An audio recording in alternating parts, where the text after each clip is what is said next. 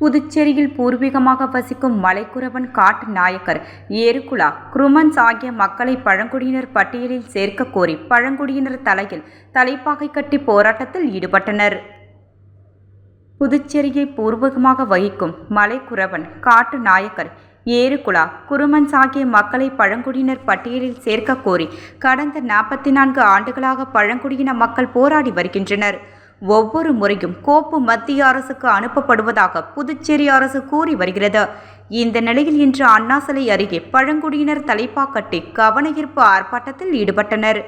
ஆர்ப்பாட்டத்திற்கு மாநில பழங்குடி மக்கள் கூட்டமைப்பு தலைவர் ராம்குமார், மலக்குறவன் நல்வாழ்வு சங்க தலைவர் செல்வராஜ், பழங்குடியினர் விடுதலை இயக்க மாநில செயலாளர் ஏகாம்பரம் மற்றும் பல்வேறு சமூக நல அமைப்புகளை சேர்ந்தவர்கள் கலந்து கொண்டனர். புதுச்சேரியில் பூர்வ குடிகளாக இருக்கும் மலக்குறவன் காட்டு நாயக்கன் ஏருகுலா குருமன்ஸ் ஆகிய பழங்குடியின மக்களை மத்திய அரசு அட்டவணை பழங்குடியினர் பட்டியலை உடனடியாக சேர்க்க வேண்டும் என வலியுறுத்தி அனைவரும் தலைப்பா கட்டி கவனஈர்ப்பு ஆர்ப்பாட்டத்தில் ஈடுபட்டனர். இதன் பிறகும் அரசு நடவடிக்கை எடுக்காமல் வரும் சட்டமன்ற பொதுத் தேர்தலை புறக்கணிப்போம் என பழங்குடி மக்கள் கூட்டமைப்பு தலைவர் ராம்குமார் தெரிவித்துள்ளார்.